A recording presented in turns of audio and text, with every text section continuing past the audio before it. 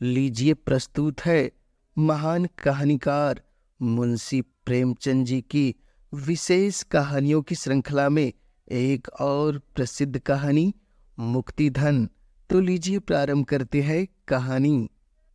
भारतवर्ष में जितने व्यवसाय है उन सब में लेन देन का व्यवसाय सबसे लाभदायक है। आमतौर पर सूद की दर 25 रुपए सैकड़ा सालाना है। प्रचुर स्थावर या जंगम संपत्ति पर 12 रुपए सैकड़ा सालाना सूद लिया जाता है। इससे कम ब्याज पर रुपए मिलना प्रायः असंभव है। बहुत कम ऐसे व्यवसाय है जिसमें 15 रुपए सैकड़े से अधिक लाभ हो, और वह भी बिना किसी झंझट के। उस पर नजराने की रकम अलग, लिखाई दलाली अलग, अदालत का खर्चा अलग। ये सब रकमें भी किसी न किसी तरह महाजन की ही जेब में जाती है। यही कारण है कि यहाँ लेन देन का धंधा इतना तरक्की पर है। वकील, डॉक्टर, सरकारी कर्मचारी, जमींदार, कोई भी जिसके पास कुछ फालतू धन हो यह व्यवसाय कर सकता है। अपनी पूंजी के सदुपयोग का यह सर्वोत्तम साधन है। लाला दाऊद दयाल भी इसी श्रेणी के महाजन थे। वह कचहरी में मुख्तारगिरी करते थे और जो कुछ बचत होती थी उसे 25 से 30 रुपए सैकड़ा वार्षिक ब्याज पर उठा देते थे। उनका व्यवहार अधिकतर निम्न श्रेणी के मनुष्यों से ही रहता था। उच्च वर्ण वालों से वह चौकन्ने रहते थे। उन्हें अपने यहाँ फटकने ही नहीं देते थे। उनका कहना था और प्रत्येक व्यवसायी पुरुष उसका समर्थन करता था कि ब्राह्मण, क्षत्रिय या कायस्थ को रुपए देने से यह कहीं अच्छा है कि रुपया कुएं में डाल दिया जाए। इनके पास रुपए लेते समय तो अतुल संपत्ति होती है, लेकिन रुपए हाथ में आते ही वह सारी संपत्ति गायब हो जाती है। उस पर पत्नी, पुत्र या भाई का अधिकार हो जाता है, अथवा यह प्रकट होता है कि उस संपत्ति का अस्तित्व ही न था। इनकी कानूनी व्यवस्थाओं के सामने बड़े बड़े नीति शास्त्र के विद्वान भी मुंह की खा जाते हैं। लाला दाऊद दयाल एक दिन कचहरी से घर आ रहे थे। रास्ते में उन्होंने एक विचित्र घटना देखी। एक मुसलमान खड़ा अपनी गऊ बेच रहा था और कई आदमी उसे घेरे खड़े थे। कोई उसके हाथ में रुपए रखे देता था, कोई उसके हाथ से गऊ का पगहिया छीनने की चेष्टा करता था। किंतु वह गरीब मुसलमान एक बार उन ग्राहकों के मुंह की ओर देखता था और कुछ सोचकर पगहिया को और भी मजबूत पकड़ लेता था। गऊ मोहनी रूप में थी, छोटी सी गर्दन, भारी पुट्ठे और दूध से भरे हुए थन थे। पास ही एक सुंदर बलिष्ठ बछड़ा गऊ की गर्दन से लगा हुआ खड़ा था। मुसलमान बहुत क्षुब्ध और दुखी मालूम होता था। वह करुण नेत्रों से गऊ की ओर देखता और दिल मसोस कर रह जाता था। दाऊद दयाल गऊ को देखकर रीझ गए। पूछा, क्यों जी, यह गऊ बेच रहे हो? क्या नाम है तुम्हारा? मुसलमान ने दाऊद दयाल को देखा तो प्रसन्न मुख उनके समीप जाकर बोला, हाँ हजूर, बेचता हूं। दाऊद बोले, कहाँ से लाए हो? तुम्हारा नाम क्या है? मुसलमान भाई बोला, नाम तो है रहमान, पचौली में रहता हूं। दाऊ बोले, दूध देती है? मुसलमान भाई बोला, हाँ हजूर, एक बेला में 3 सेर दूह लीजिए, अभी दूसरा ही तो बेत है। इतनी सीधी है कि बच्चा भी दूह ले। बच्चे पैर के पास खेलते रहते हैं, पर क्या मजाल की सिर भी हिलाए। दाऊद बोले, क्या तुम्हें यहाँ कोई पहचानता है? मुख्तार साहब को सुबह हुआ कि कहीं चोरी का माल न हो। मुसलमान बोला, नहीं हुजूर, गरीब आदमी हूं, मेरी किसी से जान पहचान नहीं है। दाऊद बोले, क्या दाम मांगते हो? रहमान ने 50 रुपए बतलाए। मुख्तार साहब को 30 रुपए का माल जचा। कुछ देर तक दोनों ओर से मोल भाव होता रहा। एक को रुपए की गरज थी और दूसरे को गऊ की चाह। सौदा पटने में कोई कठिनाई नहीं हुई। 35 रुपए पर सौदा तय हो गया। रहमान ने सौदा तो चुका लिया, पर अब भी वह मोह के बंधन में पड़ा हुआ था। कुछ देर तक सोच में डूबा खड़ा रहा। फिर गऊ को लिए मंद गति से दाऊद दयाल के पीछे पीछे चला। अब एक आदमी ने कहा, अबे, हम 36 रुपए देते हैं, हमारे साथ चल। रहमान बोला, नहीं देते तुम्हें, क्या कुछ जबरदस्ती है? दूसरे आदमी ने कहा, हमसे 40 रुपए ले लो, अब तो खुश हुआ। यह कहकर उसने रहमान के हाथ से गाय को ले लेना चाहा, मगर रहमान ने हामी न भरी। आखिर उन सबने निराश होकर अपनी राह ली। रहमान जरा जब दूर निकल आया तो दाऊद दयाल से बोला, हुजूर, आप हिंदू हैं, इसे लेकर आप पालेंगे, इसकी सेवा करेंगे। ये सब कसाई है, इनके हाथ में 50 रुपए की भी कभी नहीं बेचता। आप बड़े मौके से आ गए, नहीं तो ये सब जबरदस्ती गऊ को छीन ले जाते। बड़ी विपत में पड़ गया हूं सरकार, तब यह गाय बेचने निकला हूं, नहीं तो इस घर की लक्ष्मी को कभी नहीं बेचता। इसे अपने हाथों से पाला पोसा है, कसाईयों के हाथ कैसे बेच देता? सरकार, इसे जितनी ही खली दोगे उतना ही यह दूध देगी। भैंस का दूध भी इतना मीठा और गाढ़ा नहीं होता। हुजूर से एक अर्ज और है, अपने चरवाहे को डांट दीजिएगा कि इसे मारे पीटे नहीं। दाऊद दयाल ने चकित होकर रहमान की ओर देखा। भगवान, इस श्रेणी के मनुष्य में भी इतनी सौजन्य, इतनी सहृदयता है। यहाँ तो बड़े बड़े तिलक, त्रिपुंडधारी महात्मा कसाईयों के हाथ गौवे बेच जाते हैं, एक पैसा का घाटा भी नहीं उठाना चाहते, और यह गरीब 5 रुपए का घाटा सहकर इसलिए मेरे हाथ गऊ बेच रहा है कि यह किसी कसाई के हाथ न पड़ जाए। गरीबों में भी इतनी समझ हो सकती है। उन्होंने घर आकर रहमान को रुपए दिए। रहमान ने रुपए गांठ में बांधे। एक बार फिर गऊ को प्रेम भरी आंखों से देखा और दाऊद दयाल को सलाम करके चला गया। रहमान एक गरीब किसान था, और गरीब के सभी दुश्मन होते हैं।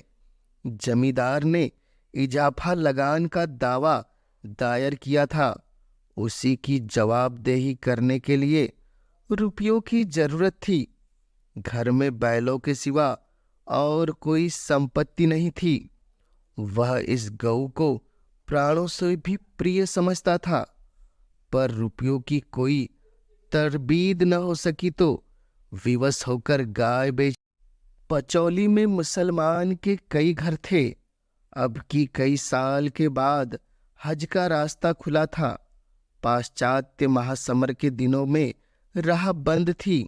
गांव के कितने ही स्त्री पुरुष हज करने चले। रहमान की बूढ़ी माता भी हज के लिए तैयार हुई। रहमान से बोली, बेटा, इतना सवाब करो, बस मेरे दिल में यह एक अरमान बाकी है। इस अरमान के लिए हुए क्यों दुनिया से जाऊं? खुदा तुमको इस नेकी की सजा फल देगा। मातृ भक्ति ग्रामीणों का विशिष्ट गुण है। रहमान के पास इतने रुपए कहाँ थे कि हज के लिए काफी होते, पर माता की आज्ञा कैसे टालता।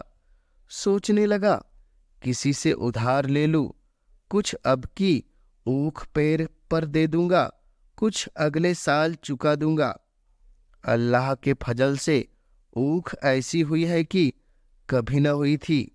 यह माँ की दुआ का फल है। मगर किससे लूं? कम से कम 200 रुपए तो काम में चलेंगे। किसी महाजन से जान पहचान भी तो नहीं है। यहाँ जो दो एक बनिए लेन देन करते हैं, वे तो आसामियों की गर्दन ही रेतते हैं।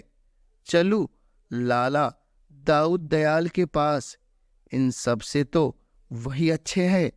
सुना है वादे पर रुपए लेते हैं, किसी तरह नहीं छोड़ते।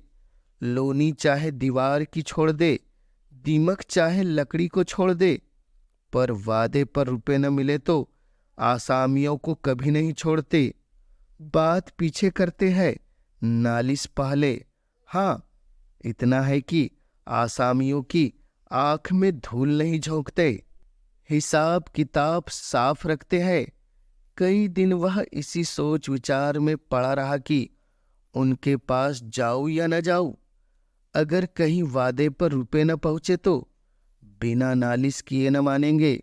घर बार बैल बधिया सब नीलाम करा लेंगे। लेकिन जब कोई वश न चला तो हार कर दाऊद दयाल के पास गया और रुपए कर्ज मांगे। दाऊद बोले, तुम्ही ने तो मेरे हाथ गऊ बेची थी ना। रहमान बोला, हाँ हुजूर। दाऊद बोला, रुपए तो तुम्हें दे दूंगा, लेकिन मैं वादे पर रुपए लेता हूं। अगर वादा पूरा न किया तो तुम जानो, फिर मैं जरा भी रियायत न करूंगा। बताओ कब दोगे। रहमान ने मन में हिसाब लगाकर कहा, सरकार 2 साल की मियाद रख लो। दाऊद बोला, अगर 2 साल में न दोगे तो ब्याज की दर 32 रुपए सैकड़े हो जाएगी। तुम्हारे साथ इतनी मुरव्वत करूंगा कि नालिश न करूंगा। रहमान बोला, जो चाहे कीजिएगा, हुजूर के हाथ में ही तो सब कुछ है। रहमान को 200 रुपए के 180 रुपए मिले। कुछ लिखाई कट गई, कुछ नजराना निकल गया, कुछ दलाली में आ गया। घर आया, थोड़ा सा गुड़ रखा हुआ था, उसे बेचा और स्त्री को समझा बुझाकर माता के साथ हज को चला।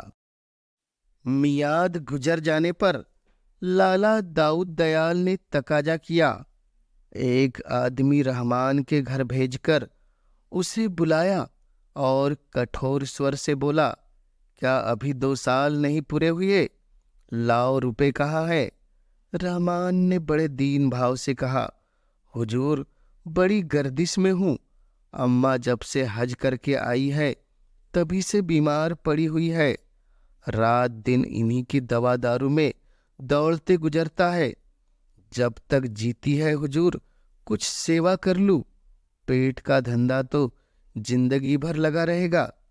अब की कुछ फसिल नहीं हुई हुजूर, ऊख पानी बिना सूख गई।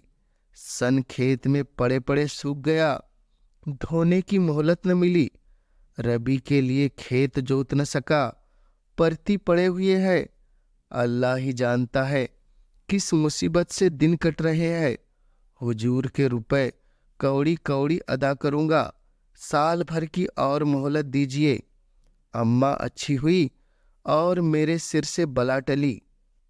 दाऊद दयाल ने कहा, 32 रुपए सैकड़े ब्याज हो जाएगा। रहमान ने जवाब दिया, जैसी हुजूर की मर्जी। रहमान यह वादा करके घर आया तो देखा माँ का अंतिम समय आ पहुंचा है। प्राण पीड़ा हो रही है। दर्शन बधे थे सो हो गए। माँ ने बेटे को एक बार वात्सल्य दृष्टि से देखा, आशीर्वाद दिया और परलोक सिधारी। रहमान अब तक गर्दन तक पानी में था, अब पानी सिर पर आ गया। इस वक्त पड़ोसियों से कुछ उधार लेकर दफन कफन का प्रबंध किया किंतु मृत आत्मा की शांति और परितोष के लिए जकात और फातिये की जरूरत थी। कब्र बनवानी जरूरी थी, बिरादरी का खाना, गरीबों को खैरात, कुरान की तलावत और ऐसे कितने ही संस्कार करने परम आवश्यक थे। मात्र सेवा का इसके सिवा अब और कौन सा अवसर हाथ आ सकता था। माता के प्रति समस्त सांसारिक और धार्मिक कर्तव्यों का अंत हो रहा था। फिर तो माता की स्मृति मात्र रह जाएगी। संकट के समय फरियाद सुनने के लिए मुझे खुदा ने सामर्थ्य दी होती तो इस वक्त क्या कुछ न करता, लेकिन अब क्या पड़ोसियों से भी गया गुजरा हूं।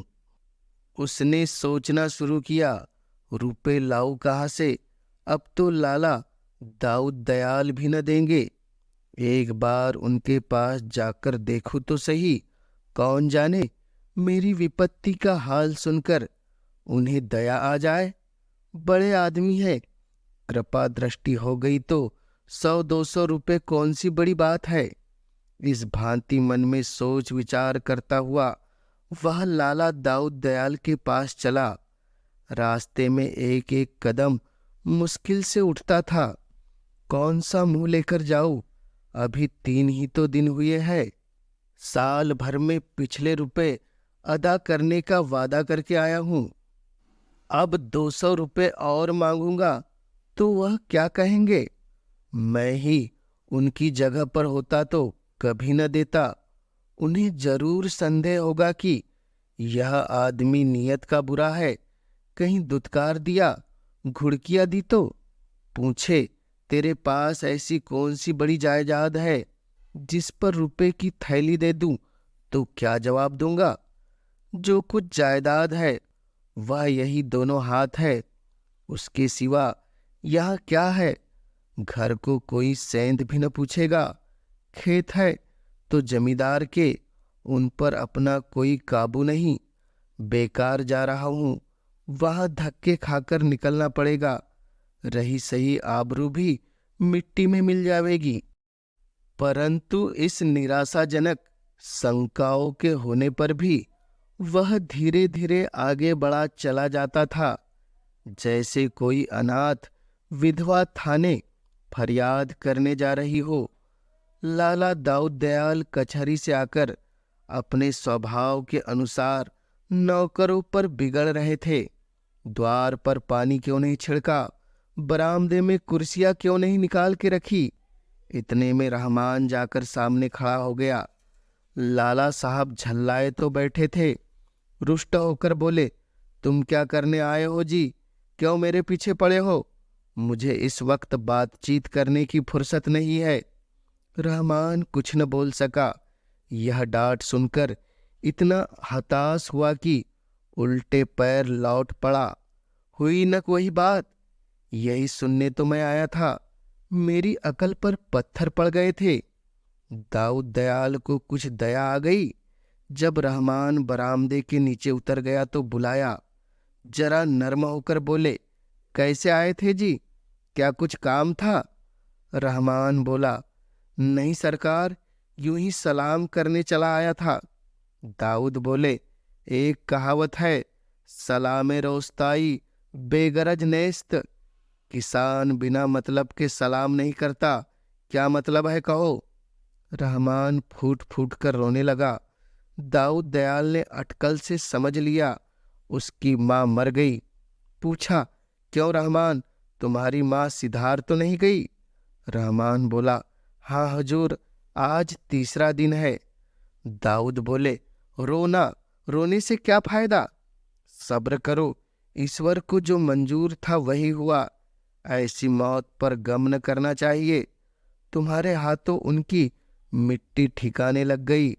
अब और क्या चाहिए? रहमान बोला, हुजूर, कुछ अर्ज करने आया हूं, मगर हिम्मत नहीं पड़ती। अभी पिछला ही पड़ा हुआ है और अब किस मुंह से मांगू? लेकिन अल्लाह जानता है, कहीं से एक पैसा मिलने की उम्मीद नहीं, और काम ऐसा आन पड़ा है कि अगर न करूँ तो जिंदगी भर पछतावा रहेगा। आपसे कुछ कह नहीं सकता, आगे आप मालिक है। यह समझकर कर दीजिए कि कुएं में डाल रहा हूं। जिंदा रहूंगा तो एक एक कौड़ी मैं सूद के अदा कर दूंगा, मगर इस घड़ी नहीं न कीजिएगा। दाऊद बोले, 300 तो हो गए, 200 फिर मांगते हो? 2 साल में कोई 700 रुपये हो जाएंगे, इसकी खबर है या नहीं? रहमान बोला, गरीब परवर, अल्लाह दे तो 2 बीघे ऊख में 500 आ सकते हैं। अल्लाह ने चाहा तो मियाद के अंदर आपकी कौड़ी कौड़ी अदा कर दूंगा। दाऊद दयाल ने 200 रुपये फिर दे दिए। जो लोग उनके व्यवहार से परिचित थे, उन्हें उनकी इस रियायत पर बड़ा आश्चर्य होता था। खेती की हालत अनाथ बालक की सी थी। जल और वायु अनुकूल हुए तो अनाज के ढेर लग गए। इनकी कृपा न हुई तो लहलहाते हुए खेत कपटी मित्र की भांति दगा दे गए। ओला और पाला, सूखा और बाढ़, टिड्डी और लाही, दीमक और आंधी से प्राण बचे तो फसल खलिहान में आई, और खलिहान से आग और बिजली दोनों ही का बैर है। इतने दुश्मनों से बची तो फसल, नहीं तो फैसला। रहमान ने कलेजा तोड़कर मेहनत की, दिन को दिन और रात को रात न समझा। बीवी बच्चों दिलो जान से लिपट गए। ऐसी ऊख लगी कि हाथी घुसे तो समा जाए। सारा गांव दांतों तले उंगली दबाता था। लोग रहमान से कहते, यार अब की तुम्हारे पौ बहार है, हारे दर्जी 700 कहीं नहीं गए, अब की बेड़ा पार है। रहमान सोचा करता, अब की ज्यों ही गुड़ के रुपए हाथ आए, सबके सब ले जाकर लाला दाऊद दयाल के कदमों में रख दूंगा।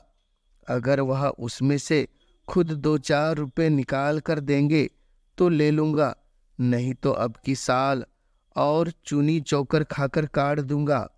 मगर भाग्य का लिखा कौन मिटा सकता है। अगहन का महीना था। रहमान खेत की मेड़ पर बैठा रखवाली कर रहा था। ओढ़ने को केवल एक पुराने गाढ़े रंग की चादर थी, इसलिए ऊख के पत्ते जला दिए थे। सहसा हवा का एक ऐसा झोंका आया कि जलते हुए पत्ते उड़कर खेत में जा पहुंचे। आग लग गई। गांव के लोग आग बुझाने दौड़े, मगर आग की लपटें टूटते तारों की भांति एक हिस्से से उड़कर दूसरे सिरे पर जा पहुंचती थी। सारे उपाय व्यर्थ हुए। पूरा खेत जलकर राख का ढेर हो गया और खेत के साथ रहमान की सारी अभिलाषाएं नष्ट भ्रष्ट हो गई। गरीब की कमर टूट गई, दिल बैठ गया, हाथ पांव ढीले हो गए। परोसी हुई थाली सामने से छिन गई। घर आया तो दाऊद दयाल के रुपयों की फिक्र सिर पर सवार हुई। अपनी कुछ फिक्र न थी, बाल बच्चों की भी फिक्र नहीं थी।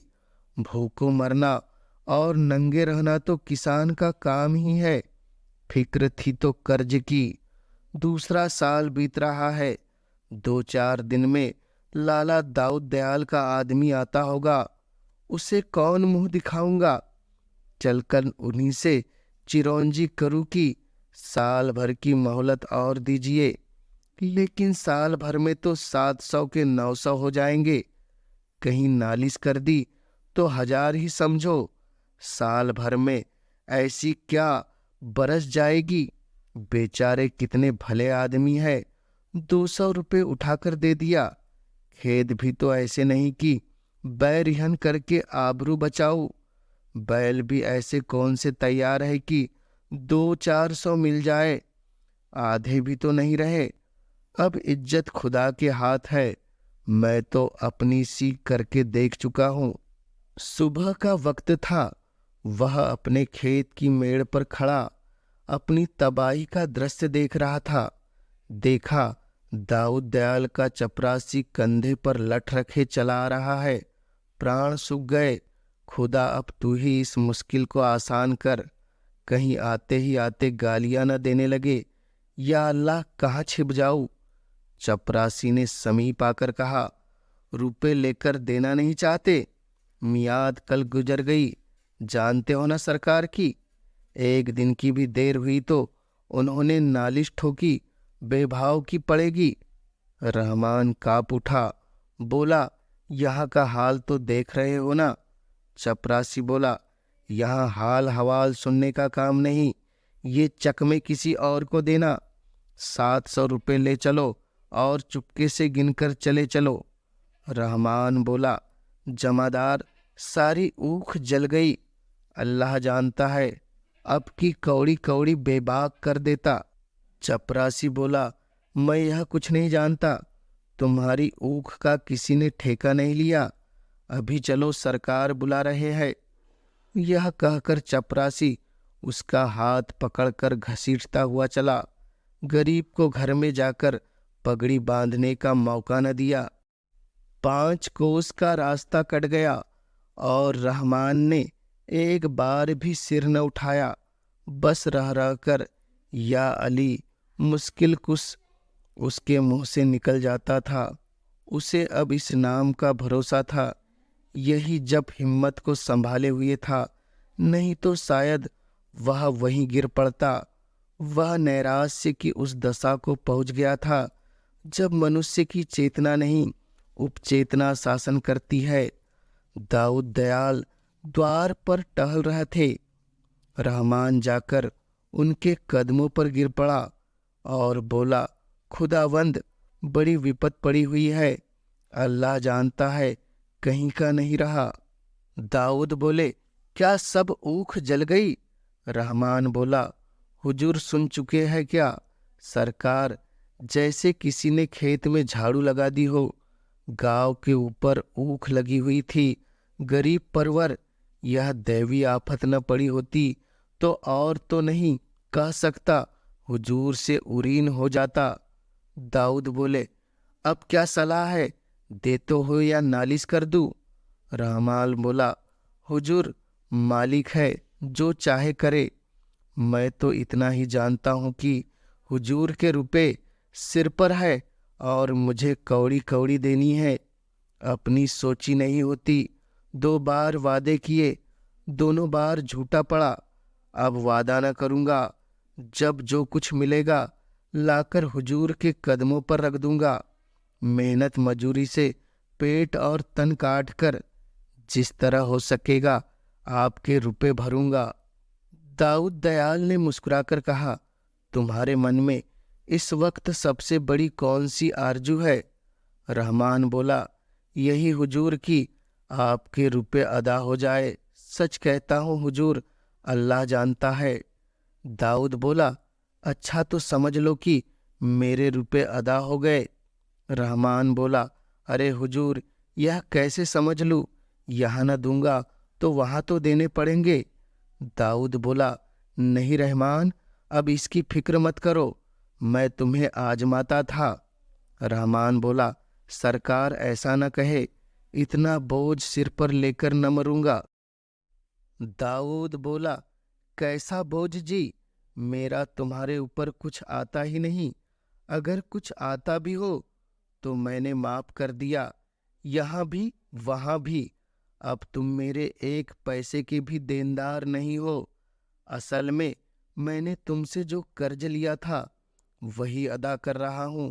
मैं तुम्हारा कर्जदार हूं, तुम मेरे कर्जदार नहीं हो।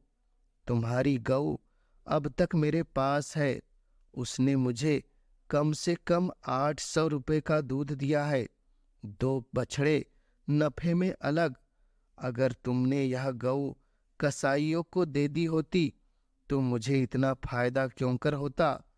तुमने उस वक्त 5 रुपए का नुकसान उठाकर गऊ मेरे हाथ बेची थी। वह शराफत मुझे याद है। उस एहसान का बदला चुकाना मेरी ताकत से बाहर है। जब तुम इतने गरीब और नादान होकर एक गऊ की जान के लिए 5 रुपए का नुकसान उठा सकते हो तो मैं तुम्हारी 100 गुनी हैसियत रखकर अगर 400-500 रुपये माफ कर देता हूं तो कोई बड़ा काम नहीं कर रहा हूं। तुमने भले ही जानकर मेरे ऊपर एहसान एहसान न किया हो, पर असल में वह मेरे धर्म पर एहसान था। मैंने भी तो तुम्हें धर्म के काम के ही लिए रुपए दिए थे। बस हम तुम दोनों बराबर हो गए।